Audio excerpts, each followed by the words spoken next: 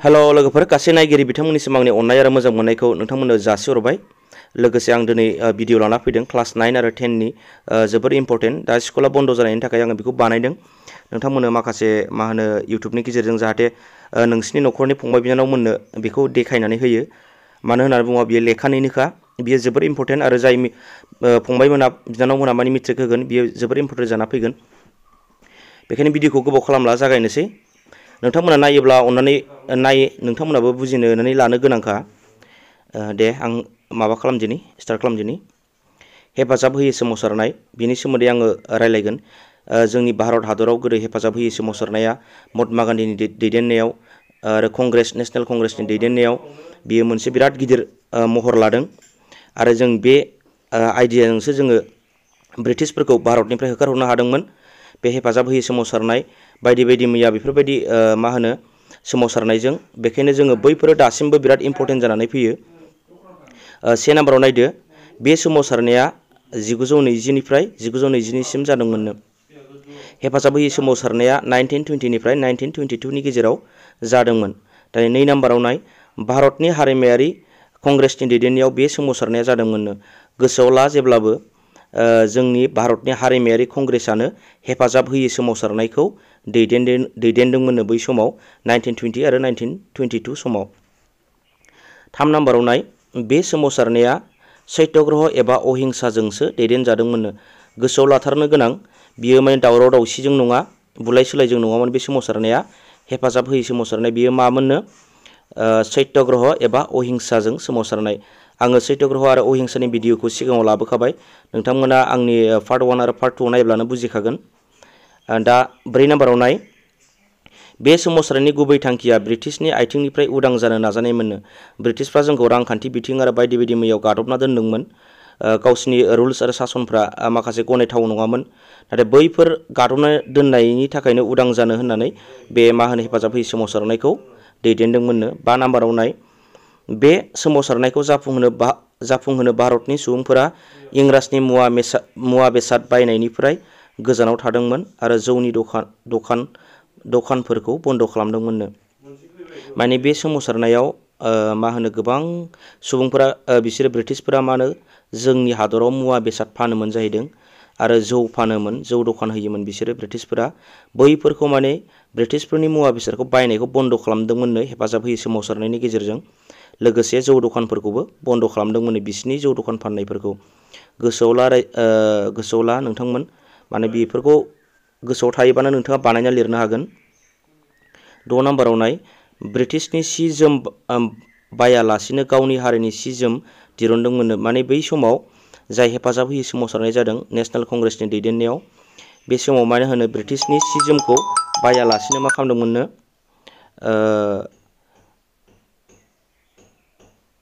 गावनो गाव जोंनि हादरनि भारत हादरनि नोगोरारिफ्रा गावनो गाव दिरुनदोंमोन जाहैदों, सि जोमखौ दिरुननो नाजादोंमोन आरो। 7 नाम्बाराव नाय, रोजा रोजा भारतारिया बे दावहायाव बारसोमदोंमोन आरो बेनो गिबियै बयनिबो देरसिन सोमावसारनायनो।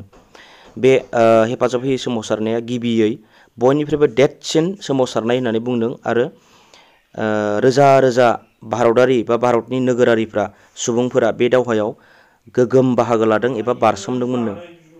8 नाम्बाराव नाय, बे सोमावसारनायानो हिन्दु मुसलमाननि खौसेथिखौ लाबोदोंमोननो। बे हेफाजाब होयो सोमावसारनाया हिन्दु आरो मुसलमानफोरखौ ज' खालामनानै दावहायाव समानै बारसोमफा होफादों आरो। 9 नाम्बाराव नाय, गासै फरायसाफोरा सरकारि स्कुलाव फरायनायखौ गारदोंमोन आरो हारिमायारि कंग्रेसआ काशी विद्यापीठ आरो बेनारस विद्यापीठ फरायसालि गायसनदोंमोननो। मा होनदों? बै समाव बे हेफाजाब होयो सोमावसारनायखौ नेशनेल कंग्रेसआनो मा खालामदोंमोन? दैदेनदोंमोन। बेखायनो बेसेबां सरकारि स्कुलाव फरायनाय गथ'फोर दंमोन, फरायसाफोर दंमोन, बैसोरो बिथांमोना फरायनायखौ गारदोंमोननो। मायाव गारदोंमोन? सरकारि स्कुलाव फरायनायखौ गारदोंमोन। बेनिफ्राय कंग्रेसआ गोदानै दानानै होदोंमोन, प्राइभेट स्कुलफोर जागोन बियो। काशी विद्यापीठ आरो बेनारस विद्यापीठ फरायसालि गायसननानै बेवहायसो फरायदोंमोननो बिसोरो दै। 10 नाम्बाराव नाय, कंग्रेसआ 40 लाख सुबुंखौ सोद्रोमा महरै थिसनदोंमोन आरो 20,000 जेन्टेर बानायदोंमोननो। बै समाव कंग्रेसफोरा 40 लाख सुबुंखौ सोद्रोमा एबा मेम्बार हिसाबै थिसनदोंमोननो। मायाव माने बे दावहायाव बाहागो लानो हिसाबै 40 लाख मानसिखौ मा खालामदोंमोननो कंग्रेस सोरखारा सरि सोरखार नङा बे समाव मोनसे पार्टिसोमोन माने उदांस्रि जाथावखैमोन नालाय सरकार गैथ'वामोन कंग्रेस हारिमायारि कंग्रेसआ 40 लाख सुबुंखौ सोद्रोमा महरै थिसनदोंमोन आरो 20,000 जेन्थेर बानायदोंमोननो आं दहायनो बुंखादोंमोन माने बिसिनि जि जोमखौ बायालासेनो जों जि जोम बानायनो नाजादोंमोन होननानै बिनिखायनो माने जोंहा जि दानोबा जेन्थेरनि गोनांथि जायो बेखायनो 20,000 जेन्थेर बानायदोंमोननो बेखौबो गोसोआव ला माने एग्जामाव फैयोबा जों बेखौ बानाय गोसोखांनानै लिरनो हागोन आरो गोसोआव लाबानै 11 नाम्बाराव मा होनदों बे सोमावसारनायाव खरसानि गोनांथियाव 1 कौटिनिबो बारा रां खेन्दा बुथुमदोंमोननो नाथाय बेवहायदि बे हेफाजाब होयै सोमावसारनायाव गोबां दुखु खस्थ' गारनानै आरो माखासे बेहाय फैसानि गोनांथि जानायाव मानो बिसोरो फैसाखौ बहानिफ्राय मोनगोन जानायाव जोंनि भारतारि सुबुंफोरनावनो रां खेन्दा खांदोंमोननो बे रां खेन्दा खांनायाव गासै 1 कौटिनिबो बारा रां बुथुमनो हादोंमोननो हारिमायारि कंग्रेसआ दानिया 12आव नाय बे समाव गान्धीया गासै हादरसायावनो गिदिंफ्रामदोंमोन माने महात्मा गान्धीया हादरसा माने जोंनि स्टेट आसाम बायदि मेघालय बायदि अरुणाचल बायदि बेंगल बायदि बैफोरबायदि मोनफ्रोमबो स्टेटआव मानो महात्मा गान्धीया माने बैफोर हादरसायाव थाङै माने बैफोर हेफाजाब होयै सोमावसारनायनि सोमोन्दै खोन्थादोंमोन आरो ब्रिटिशनि आथिंनिफ्राय उदां जानो माने बियो मिटिं खालामफैदोंमोन जाहैदों 13 नाम्बाराव नाय बे सोमावसारनायानो थोंजों भारत उदांस्रिनि थांखि जादोंमोन बे सोमावसारनाया मानो थोंजोङै भारत उदांस्रि खालामनायनि मोनसे थांखि महरै इयुनाव फैदोंमोन जाहैदों बा थांखि लादोंमोन माया हेफाजाब होयै सोमावसारनायनिफ्रायनो भारतनिफ्राय उदां जाथारनोसै होननानै मोनसे थांखि लादोंमोन दानिया जोंहा नायनाय हेफाजाब होयै सोमावसारनायनि जाहोन दाना जोङो हेफाजाब होयै मानो थाखाय जादोंमोन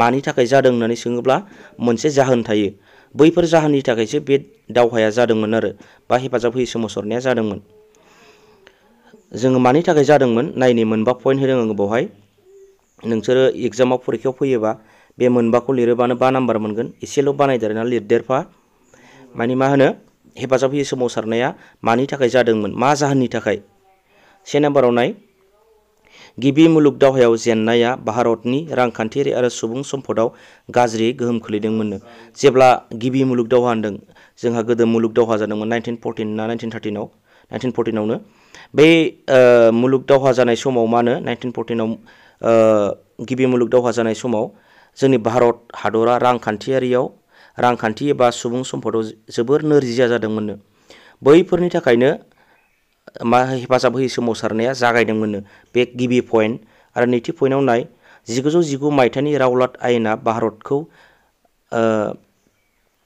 भारतारिखौ रागा जोंखांहोनायनि जाहोननो 1919 मायथाइयाव रावलाट आयेना भारतारिफोरखौ रागा जोंहोदोंमोननो नोंथांमोना रावलाट आयेनखौ नायाखैब्ला बे भिडिअखौ दासो नुसनदोंबा सिगाङाव पार्ट 1 आरो पार्ट 2 दं आंनि बे भिडिअआवनो आं डिसक्रिपसनाव होगोन लिंकखौ रावलाट आयेना जाहैबाय आयेन बिजिरालासेनो सासे मानसिखौ जेलाव सोनानै दोनोमोन माने बे मा मावदों दाय मावदोंना मावाखै बेखौ बिजिरालासेनो जेलाव दोनोमोन बैबायदि बायदि मैया माने आयेनखौ बिजिरालासेनो बियो दाय मावनायखौ बिजिरालासेनो जेलाव सोना दोननायनि थाखायबो माने हेफाजाब होयै सोमावसारनाया जादोंमोन रावलाट आयेननि थाखाय आरो नायबावदो 3 नाम्बाराव 1919 मायथाइनि जालियानवाला बागनि बुथारग्लुंनाय जालियानवाला बागनि बुथारग्लुंनाय होनबा नोंथाङा मिथिखायो बियो मोनसे फोथारनि मुंमोन अमृत सागर होननाय जायगायाव जादोंमोन बै फोथाराव गोजौ वाल दंमोन बे वालनि सोरगिदिं गोजौ वाल दं फोथारनि ओमफ्राय मोनसेल' फिसा हाबग्रा लामा दङमोन बेवहाय जेनेरेल डायारआ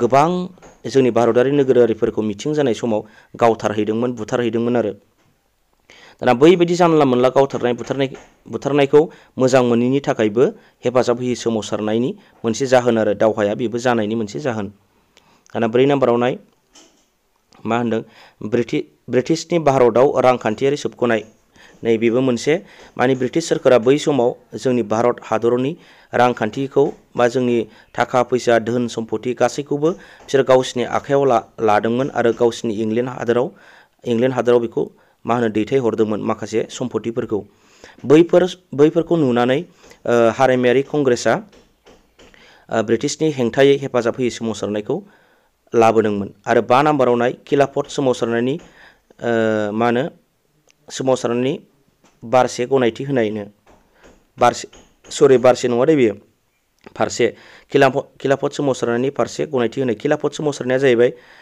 मुस्लिमफोरनि गेजेराव जादोंमोन। बिसोरो खलिफा होननाय मोनसे साम्राज्य तुर्कीफोरनि राजा दंमोन। बै तुर्कीनि राजानि माखासे गोथार मुस्लिमफोरनि गोथार जायगाखौ ब्रिटिशफ्रा सेना लादोंमोन। बै सेना लानायाव माने बिसोरो बैखौ मोनफिननांगौनि थाखाय मोनसे खिलाफत कमिटि दादोंमोन। बे खिलाफत कमिटि दानायाव बिसोरो बैफोरखौ जोङो नांफिनगौ, जोंनो तुर्कीनि राजानि जायगाफोरखौ जोङो नांफिनगौ होननानै मोनसे खिलाफत दावहा जादोंमोन। बै दावहायाबो मा होनो हेफाजाब होयै सोमावसारनायाव मोनसे बाहागो लाफानो हादों आरो। बिसोरबो भारतारि नालाय मुस्लिमफोराबो, बेखायनो मा होनो बिसोर मोनबा जाहोननि थाखाय हेफाजाब होयै सोमावसारनाया जादोंमोन। बिनि अनगायै गुबुन जेबो गैया। बिसोर मोनबायानो मेन जाहोनफोर आरो। नोंथाङा मोजाङै बुजिना लादो आरो बेखौ खनब्रै खनबा सयबारसो नायोब्लानो गोसोआव थागोन। नंखायथ' खनसेल' नायालासिनो बार नायबाय था। आरो जाय बिथांमोना नायदों बे बिथांमोना जुदि आंनि चेनेलाव गोदानबा साबस्क्राइब खालामना ला, बिदिनो गोदान गोदान मोनलांबाय थागोन। लोगोसे नोंथांनि न'खराव सोरबा फंबाय बिनानाव दङबा बिथांमोननो खोन्थाना हो, गामिफोराव खोन्थाना हो। लोगोसे दा स्कुल बन्द' जानायनि थाखाय एसेबाबो प्रफिट होगोन आरो। दिनैनि भिडिअ'आ बेखिनियानोसै नोंथांमोन। बाय बाय।